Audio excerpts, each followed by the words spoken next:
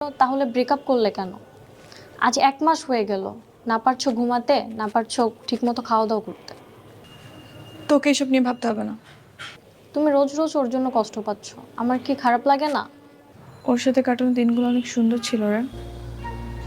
আমি জানি ও একটা ভুল করেছে, কিন্তু ও আমাকে সত্যি সত্যি ভালোবাসতো।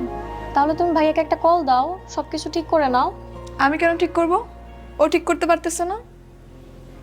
সেদিন না হয় রাগের মাথায় কিছু কথা বলে ফেলেছি, তাই বলে কি আর আসবে না? আগে তো ঠিকই পাশে নিচে ঘুরঘুর করতো। কিভাবে আসবে? তুমি তো কসম দিয়েছিলে। বলেছিলে তোমার সামনে আসলে মরা মুখ দেখবে। হ্যাঁ তাই তো। আচ্ছা একটা কাজ কর, একটা কল দিই। না, না, তুমি কল দিও না। কাল সরাসরি ভাইয়ার সাথে দেখা করো। দেখবে ভাইয়া অনেক খুশি হয়ে যাবে। হ্যাঁ, এটাও বেটার। কালকে একদম ওর পছন্দের একটা নীল শাড়ি পরে যাব। So sweet. আপা তাই না?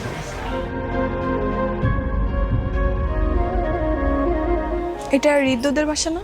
জি। হৃদ্যকে একটু ডেকে দেন না। কি হলো? আপনি জানেন না কিছু? না তো, কি হয়েছে? তাহলে আসেন আমার সাথে।